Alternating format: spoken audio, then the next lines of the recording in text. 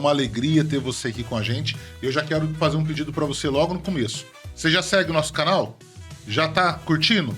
Não? Então segue aí, curte esse vídeo, compartilha com as pessoas, porque sempre o conteúdo que a gente traz aqui é muito bacana e com certeza vai ajudar muita gente. É isso aí, pessoal. Para quem não sabe, o Jandinho, nós vamos aprofundar mais nesse assunto, né? A ideia do podcast, mas o Jandinho ele tinha um podcast que chamava Papo de Igreja. Ah, é verdade. Onde o irmão Francisco também fez o episódio inicial. De estreia. De estreia. Meu Deus. É negócio de colocar o irmão Francisco fazer as coisas de estreia. O irmão Francisco fez o episódio de estreia, eu sempre tava lá. O Marco era o meu, como se diz, o quebra-galho, o Severino. Quebra mesmo, viu? E aí foi diante disso, né? Claro que a nossa vida vai mudando muito. E aí o Papo de Igreja acabou fazendo uma pausa. Sim. Né? Mas viemos aí pro podcast Entre Irmãos, né? Que é a ideia desde o ano passado, né, Jandinho? Isso. Pegando um pouquinho, já que você tocou no Papo de Igreja aí, até tem muita gente que me pergunta também, né? Por que parou? Não vai ter mais? Como que tá e tudo? E por enquanto ele tá estacionado, né? Não tenho intenção de agora a um curto prazo retomar, mas eu pretendo um dia estruturar alguma ideia, alguma forma de poder estar executando aquele trabalho da sequência, né? Sim. Dar continuidade a ele. Foi muito legal porque a gente estava na pandemia, né?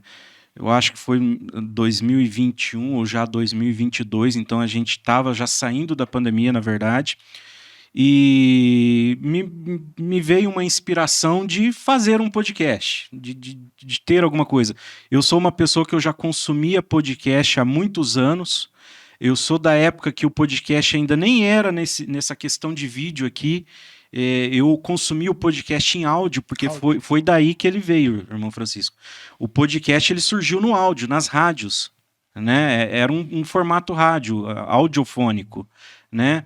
Então eu consumia na minha adolescência muito podcast ligado a conversas nerd, né? Tecnologia, nerd, de história, que era muita gente da minha idade aí, né? Os quarentão, vai lembrar que existe até hoje o Jovem Nerd, que ele fala sobre a sua cultura geek, filmes, história. Então é muito bacana, é muito legal o podcast deles, e era só em áudio, não tinha o vídeo, né?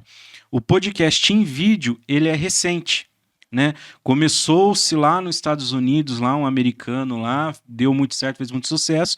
E aqui no Brasil, ele chegou aos poucos, mas foi também ali por volta da pandemia que ele deu um boom com, todo mundo conhece aqui no Brasil, o Flow Podcast, que foi o pioneiro nesse podcast de vídeo. Né? É em vídeo. Mas o podcast de áudio já é muito antigo, entendeu? Sempre existiu.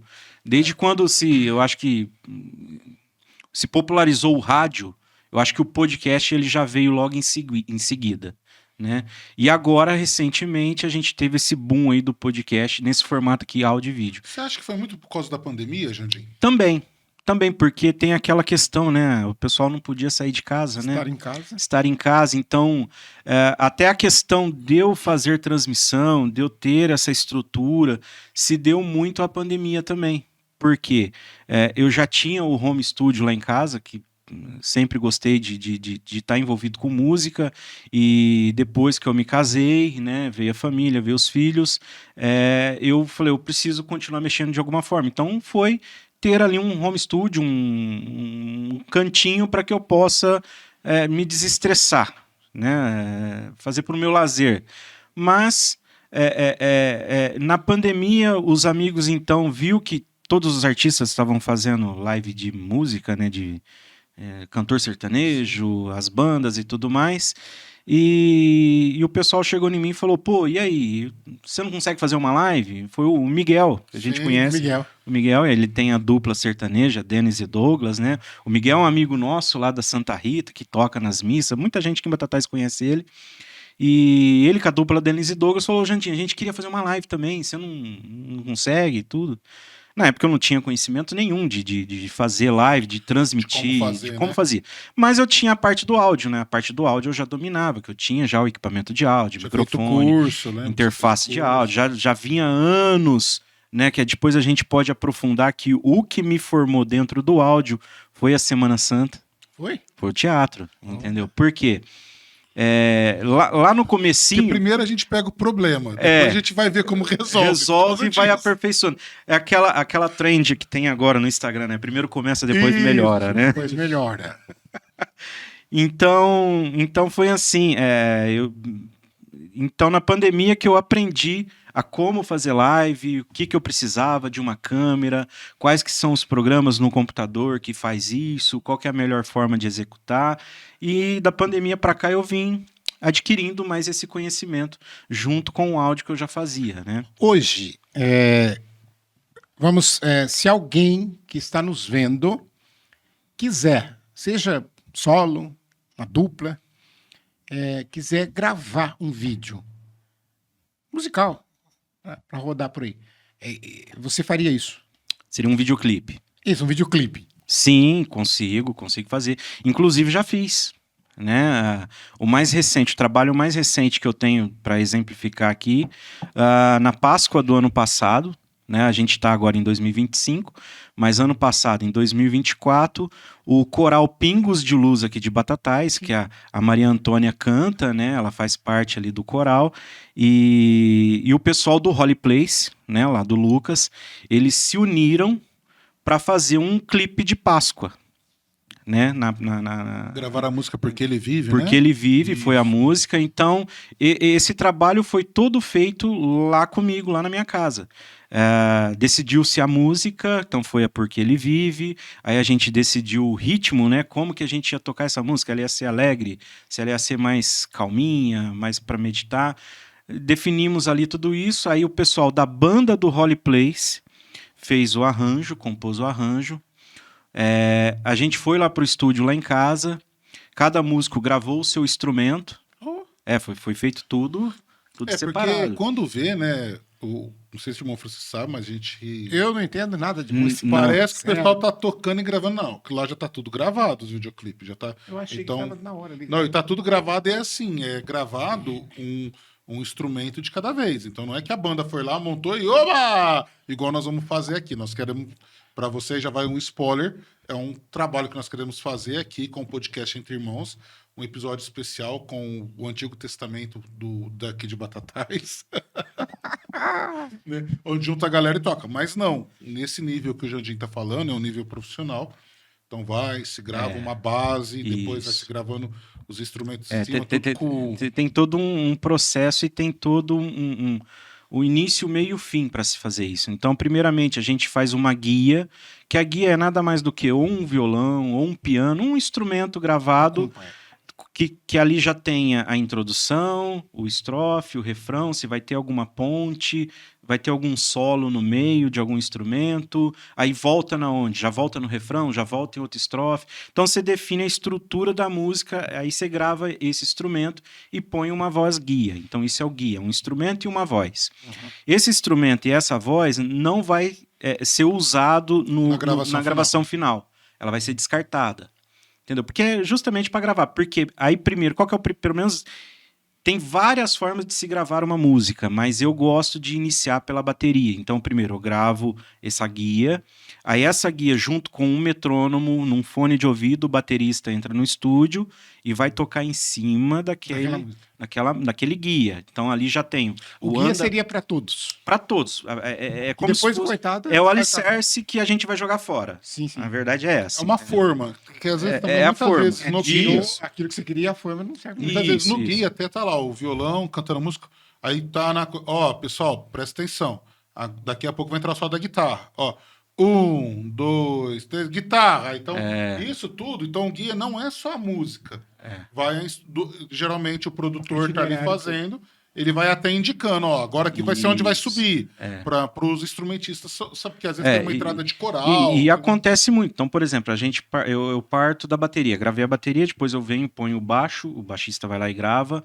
Aí no dia que foi gravar o guitarrista dessa música, ele chegou lá com o arranjo que ele compôs, eu gravei.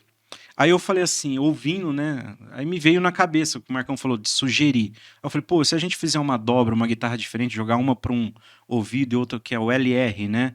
jogar uma para um lado, outra para o outro. Na hora do panorama, você ouvindo num som estéreo, dá um efeito legal. Eu falei, você consegue fazer uma outra linha, mais ou menos igual, só para eu abrir? Ah, consigo. Então, vamos gravar? Vamos gravar. Gravo de novo, aí abre as duas, pô, abri um estéreo legal na música. Então, tipo assim, isso o guitarrista ele não chegou com essa ideia lá, mas conversando e trabalhando, a gente chegou nesse resultado e ficou melhor. Ele falou, nossa, ficou bom mesmo. Então, por exemplo, aí vamos gravar o solo. Eu não preciso tocar a música inteira pro cara gravar o solo. Não, eu pego só aquele trechinho ali e gravo só aquele trechinho do solo. Aí estúdio hoje, graças a Deus, com o avanço da tecnologia, antigamente era tudo na fita, umas máquinas que pareciam uma lavadora de roupa, um trem, né? Mas tem muita gente que usa até hoje ainda, mas era muito sacrificante, porque você tinha que ficar voltando a fita, cortando, emendando. E hoje no software não. Pô, errei. Volta ali uns segundos para trás, põe para tocar e começa a gravar dali para frente, tá tudo certo, vai corrigindo as falhinhas que tem. Então já fica aqui, ó, você que tem aí sua banda, tem sua dupla, você que canta, tá procurando um lugar aí para gravar, procurar uma pessoa que faz essa produção, tem aqui o Jandim, tá? Nós vamos estar colocando o telefone dele. Eu esqueço de mudar as câmeras. Hoje está acumulando função. Então, JS Audio Mídia, tá aqui, tem lá o estúdio é bem bacaninha, a gente foi lá, eu acompanhei o estúdio desde o aterramento, né? A gente morava em frente. Né? Foi vizinho. Ele quase me matou por causa das ideias que eu dei, mas fica para outra conversa. Mas o estúdio é bacana, dá para fazer. Ah, Marco, mas eu gostaria de fazer, não tenho banda. Tranquilo, vai lá, o Jandim ele providencia tudo, quase todos os instrumentos ele toca. O que ele não toca, nós chamamos o Mumu. Mas assim, você que tem, falando sério, vai lá, vale a pena, vale você gravar a tua música. Só para finalizar, pro irmão Francisco não ficar perdido. Então, assim, eu gravei instrumento por instrumento, depois a gente gravou voz, depois a gente gravou coral. E aí eu fiz a mixagem. A mixagem é a gente juntar tudo isso naquele áudio final que todo mundo ouve, né? O pessoal ouviu. O pessoal ouve, então é o resultado, a mixagem e a masterização. Depois desse produto pronto, desse áudio pronto, aí a gente passou pro clipe. Aí quem fez o roteiro do clipe foi a Dani lá do Coral, do Pingo de Luz, ela escreveu, colocou num texto em Janderson. A gente começa mostrando isso, mostrando aquilo, aí a gente faz aqui, faz ali, faz lá. Aí são imagens. São imagens, aí a gente já, com o áudio pronto, como que a gente vai fazer a imagem? E na época, como eu tenho alguns parceiros de trabalho, que eu faço trabalho juntos, que é a Nico Filmes, que é o meu amigo Nico, eu consegui locar dele uma câmera muito boa, melhor do que as que eu tenho. Como era um trabalho diferenciado, eu tive essa preocupação, né? Então eu peguei essa câmera com ele, com um estabilizador de mão e tudo mais, e a gente foi lá para a fazenda, indo para Altinópolis, eu esqueci o nome da fazenda agora, tem à direita. Lá, tem uma capela bonita, eu esqueci o nome da fazenda. Da Prata? Morada da Prata. Morada da Prata? Eu acho que é.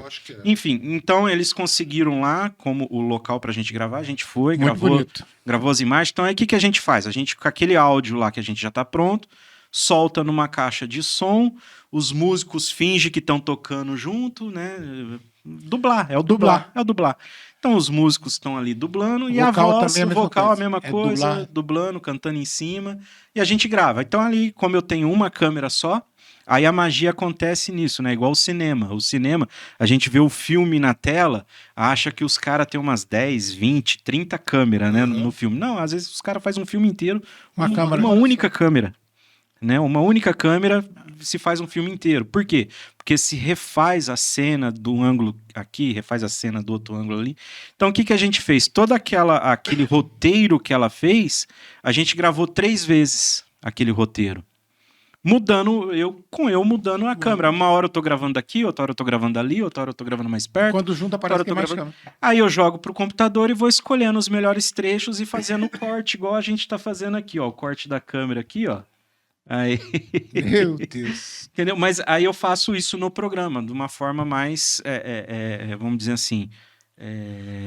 menos agressivo, né? Isso, pontual. Escolhendo quais são os melhores trechos, o que eu quero fazer, as transições bonitas e tudo mais, e junto tudo... não é um corte a transição, então o corte, ou não, corte... assim, não corte é... esse aqui é o corte seco. Repetindo. Esse é o corte seco, né? Uhum. Corte seco. Mas tem o fade, que é aquele que vai suave. Vai Aí entrelaçando. tem um que faz uma firula, que faz um bonequinho, não Um sei que o o senhor quê. está virando de ponta cabeça. Então dá pra fazer tudo aí isso. dá pra fazer esses efeitos. E aí a gente junta o vídeo com o áudio, pronto, tem o videoclipe pronto. Então esse videoclipe tá na internet aí, se digitar no YouTube aí, Porque Ele Vive, Coral Pingo de Luz e banda Holy Place, vai achar facinho. Tá. Vamos deixar o link aqui na descrição também. Eu coloco. Vale a pena, É. ficou muito bonito.